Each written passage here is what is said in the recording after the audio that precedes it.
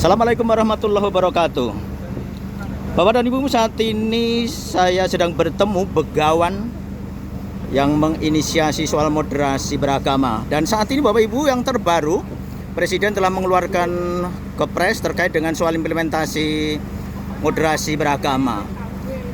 Bagaimana kira-kira Bapak dan Ibu, implementasi ini terkait dengan soal keterlibatan dari semua pihak agar semuanya bisa terlaksana demi merawat kerukunan umat beragama di Indonesia. Kiai Lukman Hakim Saifuddin ingin menyampaikan beberapa hal terkait dengan soal seberapa jauh dan bagaimana implementasi soal moderasi beragama ini akan ditindaklanjuti setelah adanya kepres. Ya, tentu pertama kita merasa bersyukur bahwa akhirnya yang lama ditunggu-tunggu akhirnya muncul juga, yaitu adanya regulasi, peraturan yang langsung datang dari Bapak Presiden terkait dengan penguatan moderasi beragama.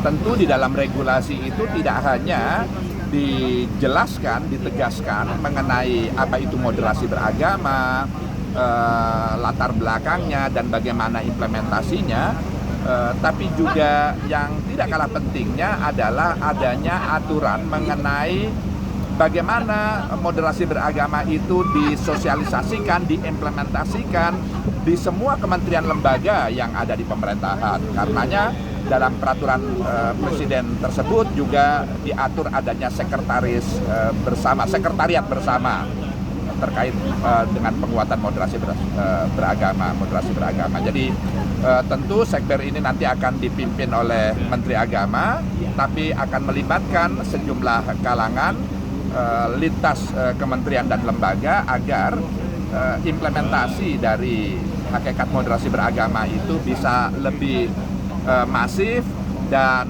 bisa lebih cepat dilakukan oleh semua institusi negara yang punya tanggung jawab yang sama, bagaimana agar cara memahami agama, cara mengamalkan agama itu senantiasa berada pada kemoderatannya. Iya, jadi kerukunan itu adalah syarat mutlak dari masyarakat yang sangat beragam. Karena keragaman itu selalu memiliki dua sisi. Sisi yang pertama adalah karena keberagaman tentu akan ada perbedaan. Dari perbedaan itu tentu akan berpotensi lahirnya kesalahpahaman, sehingga melahirkan konflik, sengketa, perselisihan di antara yang berbeda-beda itu.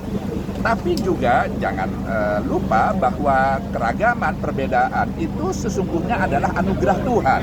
Karena Tuhan mentakdirkan kita beragam-ragam agar di antara yang beragam-ragam ini bisa saling mengenali, saling berinteraksi, saling membangun komunikasi, saling mengisi dan saling melengkapi, saling bersinergi.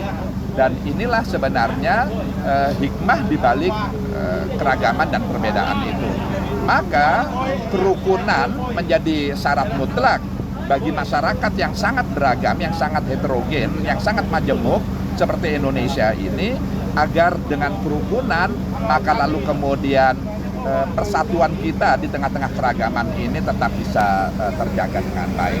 Disinilah lalu kemudian pentingnya agama sebagai alat yang merekatkan, karena kita semua yang berbeda-beda, sebesar, sekeras, setajam apapun perbedaan kita ini disatukan dengan kesamaan nilai-nilai agama yang sifatnya universal itu, yang inti, yang tidak ada perbedaan di antara kita. Oleh karenanya, mari tebarkan ajaran agama, nilai-nilai agama yang mempersatukan kita, bukan justru menjadikan nilai-nilai agama menjadi faktor yang memisah-misahkan di antara kita, yang memperhadapkan di antara kita dan saling membenturkan satu dengan yang lain di tengah-tengah perbedaan ini. Pak Lukman, ada juga yang menyatakan bahwa kerukunan itu tidak bisa turun dari langit begitu saja, dan oleh karena itu mesti harus diupayakan, harus diusahakan, harus diperjuangkan. Bagaimana Pak Lukman Hakim melihat persoalan ini? Iya, kerukunan memang bukan jatuh dari langit secara tiba-tiba. Dia adalah hasil dari sebuah proses yang tidak berkesudahan. Jadi never ending proses yang terus menerus, bagaimana perbedaan yang memiliki potensi untuk memecah belah ini itu bisa dijaga, dipelihara, dirawat sedemikian rupa sehingga potensi destruktifnya, potensi yang merusak itu tidak terjadi, tapi sebaliknya yang didapat adalah sisi-sisi positif dari kearifan kita dalam menyikapi keragaman. Oleh karenanya memahami agama, mengamalkan agama harus senantiasa diarahkan kepada substansi atau esensi ajaran agama itu sendiri. Nilai-nilainya yang universal, yang inti, yang pokok, yang tidak ada perbedaan di antara kita dalam meyakini dan membenarkan ajaran agama seperti itu. Ya, disinilah lalu kemudian para pemuka agama, khususnya yang berhimpun dalam forum kerukunan umat beragama di seluruh Indonesia, punya fungsi dan peran yang sangat strategis yang kita harapkan mampu terus menjaga keindonesiaan kita, Indonesia yang meski sangat beragam tapi juga sangat agamis, yang memposisikan agama begitu vital dan sentral. Demikian Bapak Ibu, Lukman Hakim Saifuddin telah menjelaskan banyak hal terkait dengan soal bagaimana merawat kerukunan antarumat beragama demi tegaknya NKRI. Assalamualaikum warahmatullahi wabarakatuh.